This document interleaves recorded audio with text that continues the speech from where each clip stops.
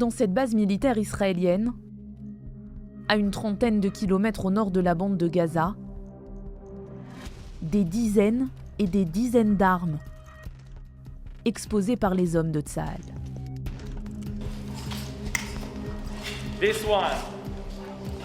This is the symbol of Hamas. Une collection impressionnante. Des lance-roquettes, des mortiers, des mines anti-chars ou des mitraillettes, retrouvées depuis le 7 octobre dernier, dans des véhicules, des planques ou directement sur les terroristes tués après l'attaque lancée par le Hamas. C'est un arsenal qu'une armée utiliserait contre une autre armée, mais qui là a été introduit en Israël par des terroristes pour tuer des civils innocents qui dormaient dans leur lit. C'est un armement hautement sophistiqué et c'est la première fois qu'on en retrouve autant. Au-delà des pertes humaines, d'une ampleur inédite, les Israéliens sont sidérés par l'envergure de cette attaque qui a déjoué toute leur défense. Il faudra qu'on comprenne notre erreur. C'est un échec politique, un échec militaire, un échec du renseignement.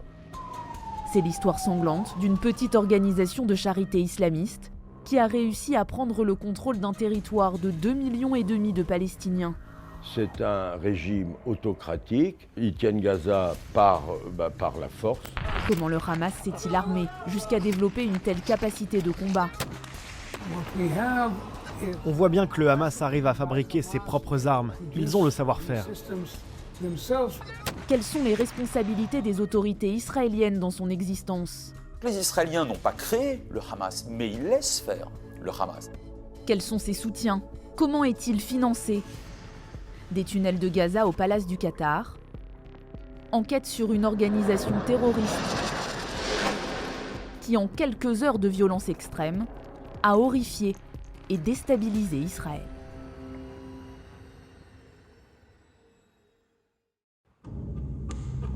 Depuis des années, Gaza, fief du Hamas, vit sous étroite surveillance israélienne. Le territoire de 365 km², 3 fois la superficie de Paris, est entouré par un mur de béton de 6 mètres de haut et plusieurs dizaines de mètres de profondeur. Un grillage électrifié de 65 km de long à l'extérieur. Des caméras et détecteurs supersensibles. Pourtant, ni cette surveillance, ni des années de blocus n'ont empêché le Hamas de développer une branche armée, les brigades Al-Qassam. À longueur de films de propagande, le Hamas met en scène des hommes déterminés à attaquer Israël. Ils seraient plus de 20 000, des soldats entraînés et bien équipés. L'arsenal de guerre du mouvement transite par des tunnels construits patiemment au fil des années, 500 km de souterrain, que certains ont surnommé le métro de Gaza, qui permettent de faire venir des marchandises depuis l'Égypte, le pays voisin. Au départ, comme le montrent ces archives de 2012, ces tunnels servent aux civils. Voici ce qu'on fait passer. Du blé, des lentilles et du sucre, de l'huile évidemment. Il s'agit de nourriture et pas des armes ou des explosifs à destination de la bande de Gaza, comme ils le disent.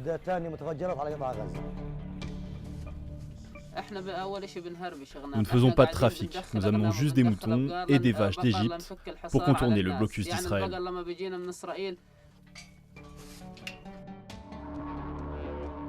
Mais certains de ces tunnels ont été reconvertis à des fins militaires par le Hamas. Comme le montre cette vidéo de l'armée israélienne, tournée lors d'une opération menée en 2014.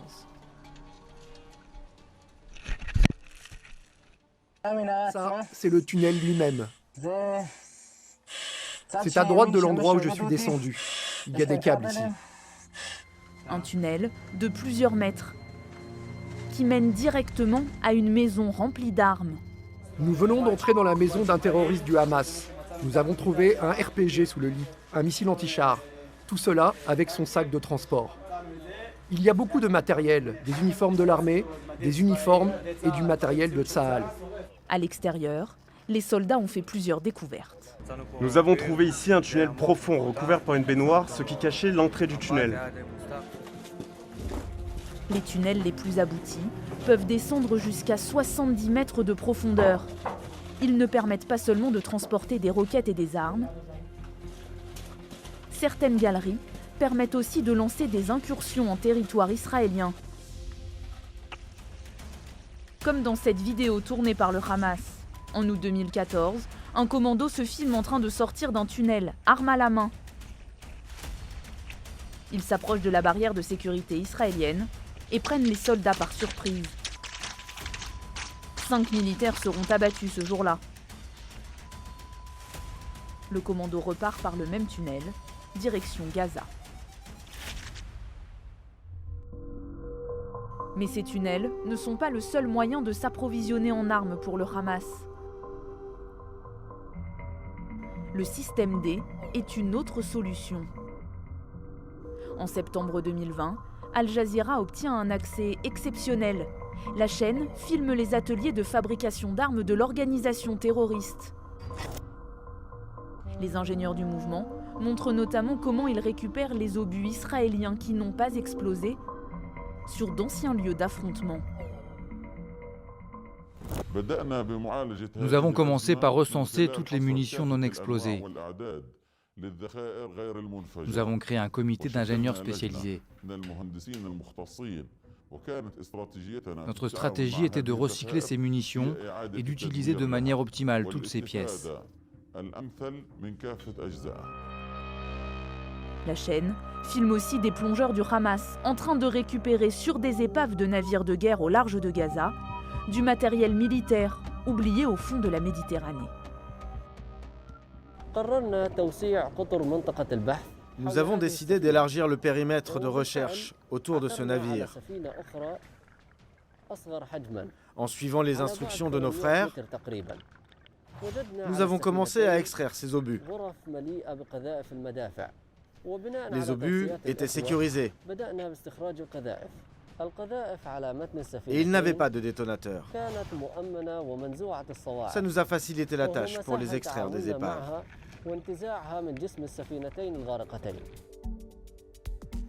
Ilan Mizrahi a dirigé le Mossad, le service de renseignement extérieur israélien, pendant 31 ans.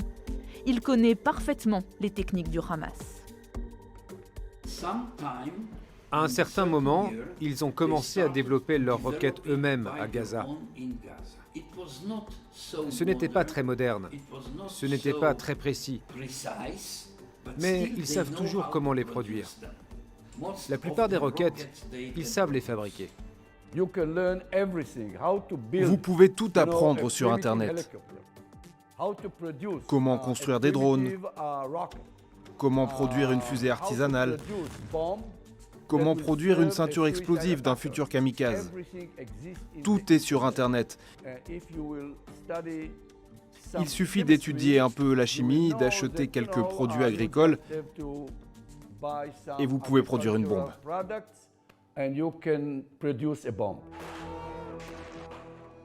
Le Hamas produit ses propres armes, mais dispose aussi d'un soutien de poids, celui de l'Iran, ennemi juré d'Israël. Ses dirigeants, reçus ici à Téhéran, bénéficient d'une aide logistique et financière, mais aussi parfois d'armes plus sophistiquées. Le 16 mars 2011, un commando de la marine israélienne intercepte en Méditerranée le Victoria. Un cargo transportant 50 tonnes d'armes, dont des missiles sol-air.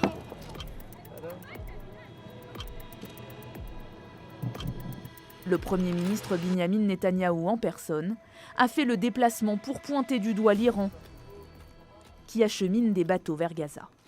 These weapons originated from Iran. They went through Syria. They were en route to the terror organizations in Gaza. But their ultimate target was Israel's civilian population.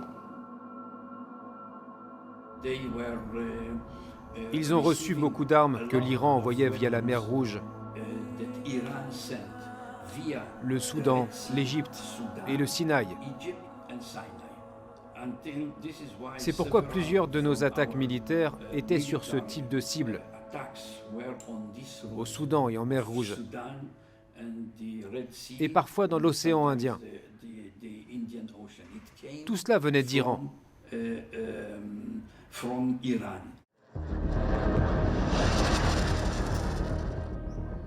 Aujourd'hui, grâce à ses soutiens, le Hamas est donc capable de lancer des offensives quasi militaires.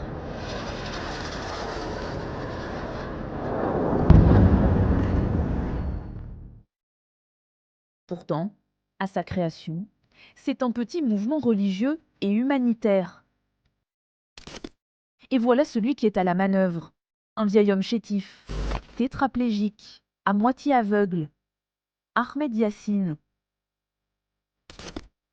Un religieux palestinien formé chez les frères musulmans. Dans les années 80, il crée une organisation caritative islamiste pour, dit-il, venir en aide aux habitants de Gaza. Il n'existe que très peu de photos de lui à l'époque.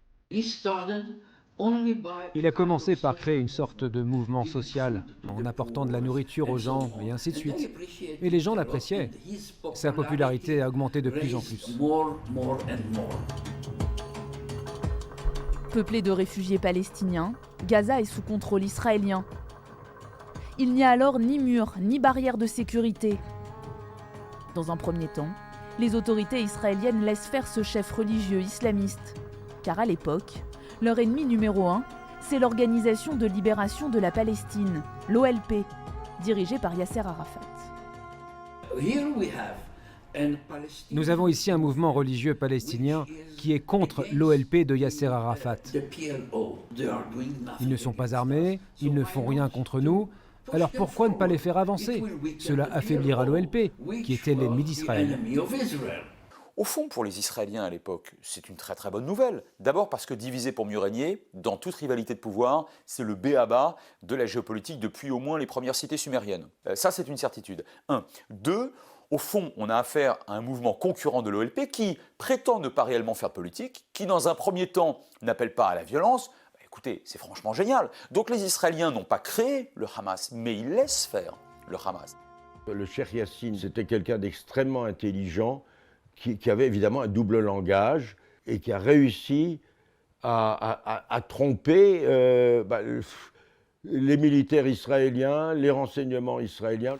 Le mouvement va révéler ses vraies intentions à l'occasion de la première intifada, en décembre 1987. Des milliers de Palestiniens se soulèvent.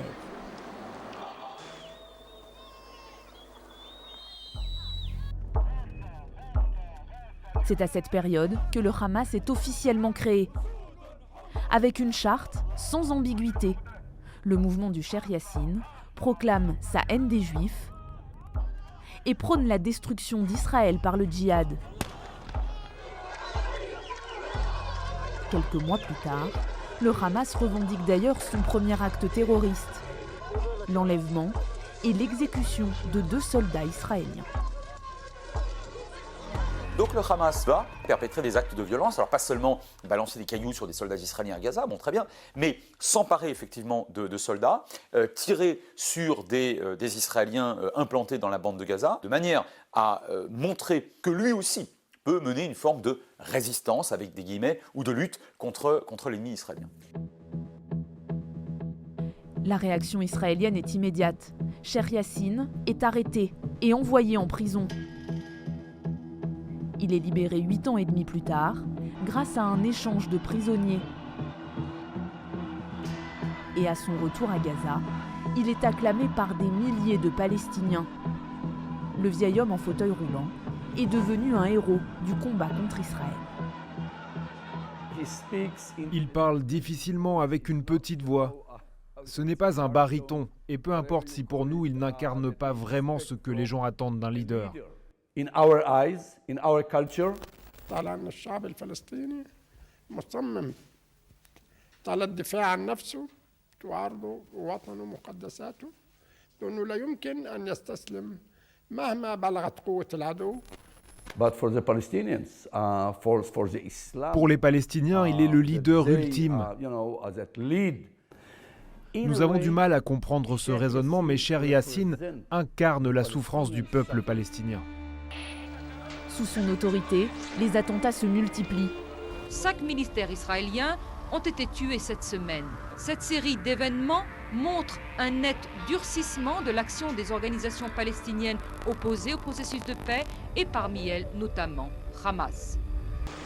Par tous les moyens, Israël tente de freiner la montée en puissance du jeune mouvement terroriste. En décembre 1992, l'État hébreu va jusqu'à bannir de Gaza 415 membres du groupe, dont de nombreux leaders. On les met dans des autobus, ils sont tous arrêtés à Gaza en Cisjordanie. Je vois passer des dirigeants que j'ai bien connus, Mahmoud Azhar et d'autres, et ils sont balancés à la frontière libanaise, en hauteur, dans un endroit qui s'appelle Marja Zuhur. À ce moment-là, les capacités du Hamas ont été détruites, mais cela n'a tenu que quelques mois, et il a réussi à renaître de ses cendres. Le 13 septembre 1993, le leader palestinien de l'OLP, Yasser Arafat, et le premier ministre israélien, Yitzhak Rabin, se serrent la main et scellent les accords d'Oslo. Un espoir de paix construit sur des compromis inacceptables pour le Hamas. Pour le Hamas, les accords d'Oslo, la possibilité d'une entente entre Israël et l'OLP et le peuple palestinien est une catastrophe idéologique et religieuse.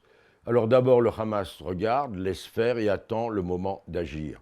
Le moment d'agir est arrivé début 1994, lorsque Baruch Goldstein, terroriste juif, massacre 29 musulmans en prière dans le caveau des Patriarches à Hébron. Dès l'annonce du massacre, une foule en colère s'est rassemblée devant la salle d'urgence. Le carnage s'est déroulé à quelques kilomètres d'ici dans le caveau des Patriarches. L'armée a bouclé le secteur.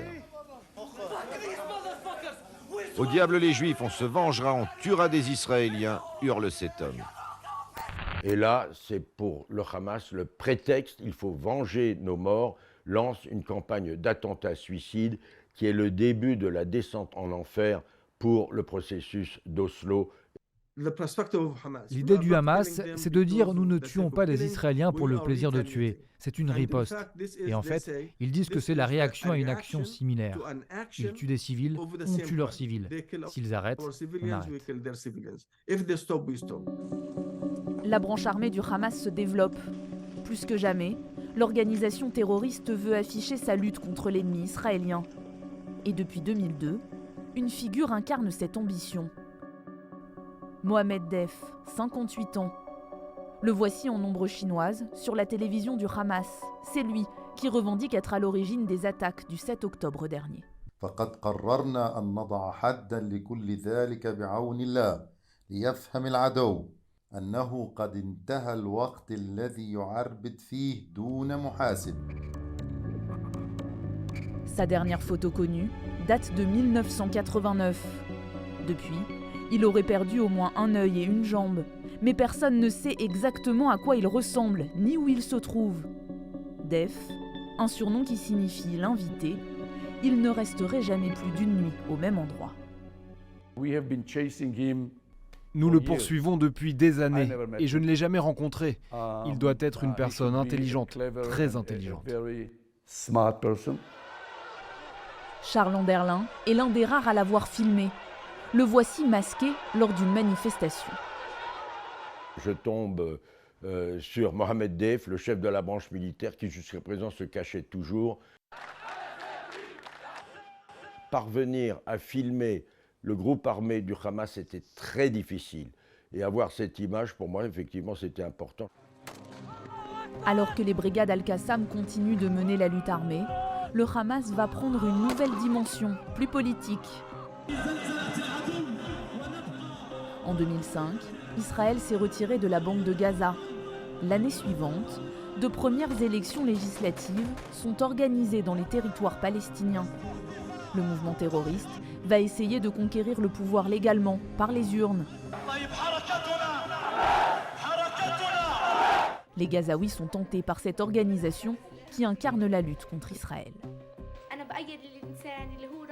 Je soutiens tous ceux qui réaliseront mes rêves, qui vont soutenir mes aspirations. Je veux y croire et j'espère qu'ils le feront. Je voterai pour le Hamas. Les services secrets israéliens alertent le gouvernement. Les services israéliens vont voir d'abord Ariel Sharon, puis son successeur Ehud Olmert, pour lui dire « Il ne faut pas laisser le Hamas présenter des candidats aux élections. On ne peut pas laisser le loup entrer dans la bergerie. » Sharon puis Olmert disent « Ils peuvent présenter des candidats. » De plus en plus de Palestiniens ont commencé à soutenir le Hamas. Ils ne croient pas forcément dans leur idéologie. Ils n'envoient pas leurs enfants dans les écoles du Hamas. Ils ne croient pas à l'islam du Hamas. Mais ils pensent que seul le Hamas est capable de leur donner ce qu'ils veulent, la liberté. Donc ils votent pour eux. Un jeune activiste du Hamas escalade la façade du Parlement palestinien pour y planter le drapeau vert de son parti victorieux. Le Hamas remporte les élections, mais l'OLP n'est pas prête à partager le pouvoir. Rien ne se passe, c'est un blocage institutionnel total. Et là, le vrai tournant est le suivant. En juin 2007, le Hamas perpètre un coup d'État, un putsch, contre l'autorité palestinienne dans la bande de Gaza. En réaction à la prise de contrôle du Hamas, Israël impose le blocus de la bande de Gaza. Il n'a pas été levé depuis. Le mouvement, classé organisation terroriste par les États-Unis et par l'Union européenne, a désormais le contrôle sur 2,5 millions de personnes. Toute opposition est muselée à Gaza. C'est un contrôle complètement autocratique. À leur arrivée, les chefs du Hamas appliquent les règles strictes de la charia, un islam radical, et s'en prennent à tous ceux qui ne s'y conformeraient pas. La répression est extrêmement féroce contre les rarissimes chrétiens qui y demeurent, contre les femmes, contre les déviants, réels ou présumés tels, contre les espions israéliens, réels ou présumés tels. Au-delà de la répression politique et sociale, la situation des Gazaouis s'est fortement dégradée depuis 16 ans. L'économie s'est effondrée. Le Hamas n'a pas un bon bilan concernant la gestion des services publics et les Palestiniens sont confrontés à des conditions de vie très dures dans la bande de Gaza. Bien sûr, la raison principale est le blocus israélien qui dure depuis 16 ans. Ça accentue la pauvreté et le chômage. Vous avez des chiffres records, jusqu'à 60% de chômeurs. C'est l'un des taux les plus élevés au monde. Mais les habitants ne blâment pas le Hamas, ils accusent Israël. Malgré ces conditions de vie difficiles, près d'un quart de la population resterait loyale au Hamas, qui continue d'incarner pour elle sa lutte contre Israël. L'organisation terroriste réussit à acheter sa fidélité grâce aux millions de dollars de l'aide humanitaire internationale. Le Hamas mène une politique, alors bien sûr de subvention à minima de la population, personne ne meurt de faim à Gaza, c'est vrai, mais lorsque vous êtes proche du Hamas, vous disposez de beaucoup d'avantages, matériels notamment, et si vous n'y êtes pas du tout, vous restez pauvre, et si vous êtes opposant, vous êtes mort ou en prison.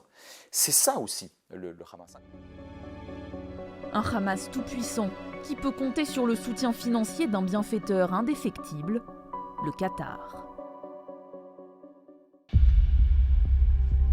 Ce 20 octobre, 2 otages américaines détenues par le Hamas depuis 13 jours sont libérées. Un soulagement pour Joe Biden, le président des États-Unis. Il a tenu à appeler personnellement les 2 femmes.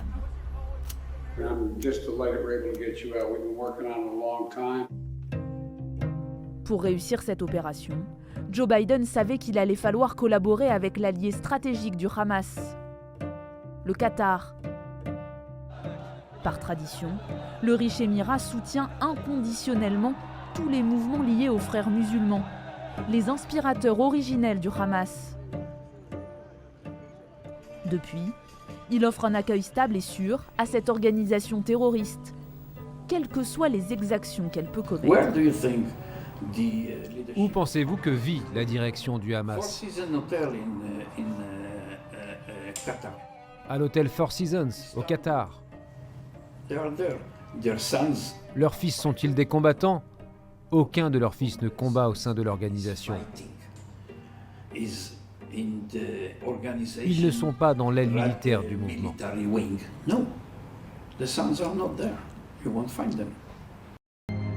Le Qatar n'est pas qu'une terre d'accueil pour les dirigeants du Hamas, c'est aussi son principal mécène.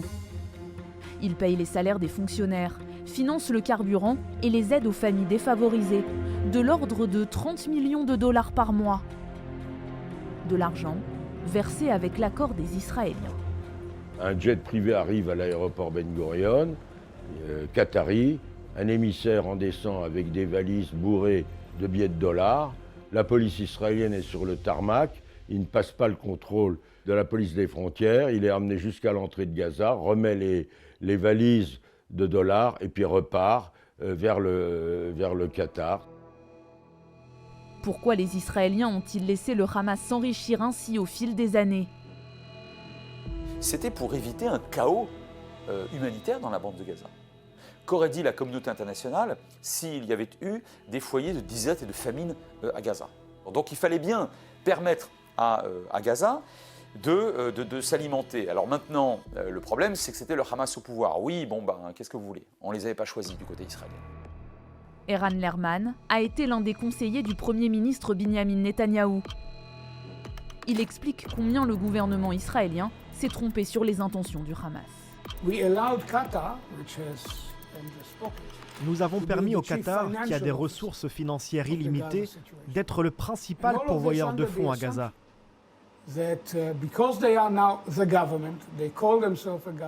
Et tout cela en partant du principe que parce que le Hamas est au pouvoir, qu'ils se considèrent comme un gouvernement, ils agiraient comme un gouvernement.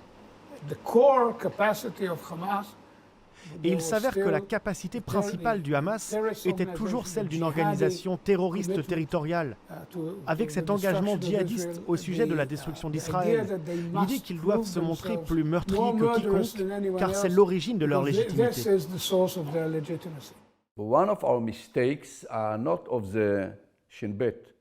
C'est l'une de nos erreurs, non pas celle des services de renseignement, mais bien celle de nos dirigeants.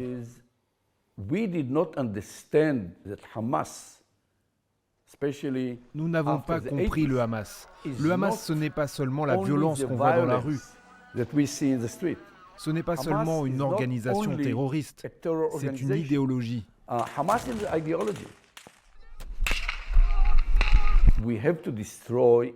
Aujourd'hui, nous pouvons détruire sa capacité militaire ou ses dirigeants politiques, mais nous ne pouvons pas détruire l'idéologie du Hamas en ayant recours à la force.